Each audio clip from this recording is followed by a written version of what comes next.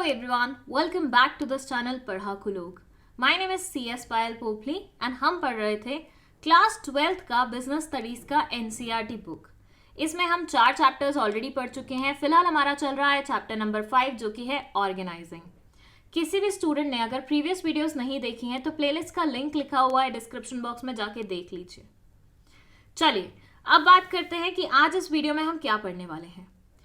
Previous कुछ video से हम डेलीगेशन के बारे में पढ़ रहे थे, that too in detail, right. तो आज की ये जो वीडियो है ना, ये भी इससे मिलते जुलते एक टॉपिक के रिगार्डिंग है जो कि है डिसेंट्रलाइजेशन. इस वीडियो में हम डिसेंट्रलाइजेशन का मतलब समझेंगे, सेंट्रलाइजेशन का मतलब समझेंगे और कैसे ये एक दूसरे से डिफरेंट होते हैं उसके बारे में बात करेंगे. And mind you guys, delegation and decentralisation में से हर बार सीबीएसई एक ना एक क्वेश्चन तो पूछता ही है, चाहे एक नंबर का क्यों ना पूछे. तो दोनों ही टॉपिक्स को अच्छे से समझना जरूरी है. तो चलिए फिर शुरू करते हैं. सबसे पहले हम बात करेंगे सेंट्रलाइजेशन के बारे में. इमेजिन करिए एक लड़का है जिसका नाम है सोना, ये है उसकी वाइफ जिसका नाम है मोना, और ये है उसके बच्चे एक्स और वाई. अब इनका कुछ नाम समझ में नहीं आ रहा तो एक्स वाई, ठीक है.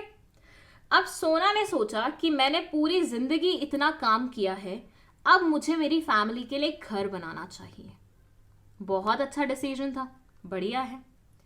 अब घर बनाते हैं तो बहुत सारे निर्णय लेने पड़ते हैं, बहुत सारी डिसीजन मेकिंग करनी पड़ती है, जैसे कि घर की शेप कैसी होगी, डिजाइन कैसा होगा, घर का पेंट कौन से कलर से किया जाएगा, घर में कितने रूम्स होंगे. मतलब घर बना रहे हो तो 100 निर्णय लेने पड़ेंगे ऑब्वियसली. अब ये सोना भाई साहब घर तो बना रहे थे अपनी फैमिली के लिए, लेकिन इन्होंने ये सारी की सारी डिसीजन मेकिंग खुद ही कर ली. ये बोले मैं खुद ही डिसाइड करूंगा शेप कैसी रहेगी, डिजाइन कैसे रहेगा, पेंट कैसे रहेंगे, कितने नंबर ऑफ रूम्स रहेंगे, फर्नीचर कौन सा आएगा, किचन कैसे बनेगी. मतलब बच्चों को तो तुम छोड़ो, मोना तक से नहीं पूछा कि क्या करना चाहिए क्या नहीं करना चाहिए. हर एक डिसीजन खुद से ले रहे हैं वो यहाँ पे. अब आप बोलेंगे मैम कहाँ आप हमें सेंट्रलाइजेशन के बारे में बता रही थी और कहाँ आप ये घर के विवादों में पड़ गई हैं. यहाँ जो सोना कर रहा है ना, इसी चीज को सेंट्रलाइजेशन बोला जाता है. क्यों, बाद में बताती हूँ. पहले आ जाओ दूसरी सिचुएशन पे. ये है डिसेंट्रलाइजेशन की सिचुएशन. अगेन यहाँ पे भी क्या है, सोना है, मोना है एंड एक्स और वाई है. अगेन हाउस बन रहा था पूरी फैमिली के लिए. अगेन हाउस का डिजाइन कैसा रहेगा, रूम्स कैसे रहेंगे, रूम्स का पेंट कैसा रहेगा, फर्नीचर कौन सा चाहिए, ये सारे डिसीजन लेने थे. अब इस वाली सिचुएशन में क्या हुआ कि सोना भाई साहब को हुआ थोड़ा सा आत्मज्ञान और इन्होंने बोला यार 2 रूम्स में तो मेरे बच्चे रहेंगे, तो वो तो डिसीजन मेकिंग उनको करनी चाहिए ना कि उनको रूम कैसा चाहिए. जिस रूम में मुझे और मेरी वाइफ को रहना है उसमें थोड़ा बहुत कंट्रीब्यूशन तो मेरी वाइफ का भी होना चाहिए ना आइडियाज में. घर का फर्नीचर कैसा होना चाहिए ये तो ऑब्वियसली औरत ज्यादा अच्छे से समझ पाएगी क्योंकि औरतों का एक्सपर्टीज होता है इस चीज में. तो यहाँ सोना भाई साहब ने मोना से पूछा कि तुम्हें कैसा घर चाहिए, एक्स वाई से पूछा कि तुम लोगों को कैसे रूम्स चाहिए, कौन सा पेंट चाहिए, अपने रूम में बंकर बेड चाहिए या नॉर्मल वाला चाहिए. तो यहाँ सोना भाई साहब ने डिसीजन मेकिंग में सबको इंक्लूड किया. मतलब खुद अकेले ही डिसीजन नहीं लेते रहे, सबको इंक्लूड करके इन्होंने डिसीजन लिया और फिर वैसा का वैसा घर बनवाया जैसा सब लोग चाहते थे. तो ऐसी सिचुएशन को हम बोलते हैं डिसेंट्रलाइजेशन. अब दोनों में फर्क क्या है वो समझिए. ये वाली सिचुएशन जो थी सेंट्रलाइजेशन की, यहाँ पे सारी की सारी डिसीजन मेकिंग सोना भाई साहब अपने हाथ में लेके बैठे हुए थे. सो कहने का मतलब ये है कि सेंट्रलाइजेशन में जो डिसीजन मेकिंग अथॉरिटी होती है वो कुछ सिलेक्टेड हैंड्स में ही रिटेन्ड रहती है. ऐसे मानिए 3 लेवल्स होते हैं ना मैनेजमेंट के, top level, middle level, lower level. तो यहाँ पे टॉप लेवल वाले क्या करते हैं, पूरी की पूरी डिसीजन मेकिंग अपने हाथ में रखते हैं, सारे निर्णय खुद से लेते हैं और इनको बोल देते हैं कि जो हमने निर्णय लिए हैं उन्हें इंप्लीमेंट कर दो. सो हर चीज डिसाइड करने का राइट टॉप मैनेजमेंट अपने हाथ में रखती है. वेयर एज डिसेंट्रलाइजेशन में क्या होता है, जैसे सोना ने पूरी फैमिली को इंक्लूड किया डिसीजन मेकिंग के लिए. कब, जब निर्णय उनसे रिलेटेड लेने थे, राइट.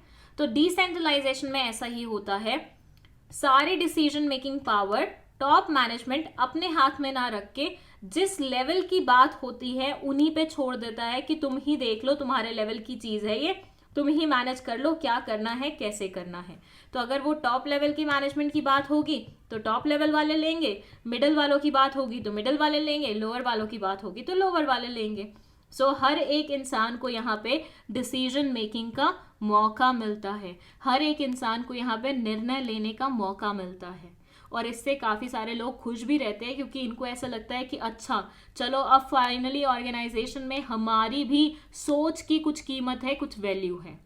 अगर दोनों के डायग्राम्स बने ना तो सेंट्रलाइजेशन का डायग्राम ऐसे बनेगा कि यहाँ पे पूरी डिसीजन मेकिंग सेंट्रल हैंड्स में है, वेयरएज डिसेंट्रलाइजेशन में सारी डिसीजन मेकिंग क्या होती है, डिवाइडेड होती है, बाइफिकेटेड होती है। ठीक है, चलो अब मतलब समझ लिए हैं तो इनके डिफरेंसेस भी समझ लेते हैं। तो यहाँ आ जाइए, इस तरफ लिखे हुए हैं बेसिस, यहाँ सेंट्रलाइजेशन एंड डिसेंट्रलाइजेशन। पहले ये बोलते हैं कम्युनिकेशन फ्लो कैसा होता है। तो सेंट्रलाइजेशन में कैसा होता है, क्योंकि सुपीरियर्स ही सारे डिसीजंस ले रहे हैं और बस वो जूनियर्स को इन्फॉर्म कर रहे हैं, मतलब सोना खुद सारे डिसीजन ले रहा था और मोना और एक्स वाई को सिर्फ इन्फॉर्म कर रहा था। तो हमेशा यहाँ पे कम्युनिकेशन का फ्लो ऊपर से नीचे की तरफ आएगा, मतलब वर्टिकल वे में होगा। जबकि डिसेंट्रलाइजेशन में क्योंकि हर कोई पार्टिसिपेट कर रहा है, हर कोई डिसीजन मेकिंग कर रहा है, तो ये ओपन एंड फ्री रहता है।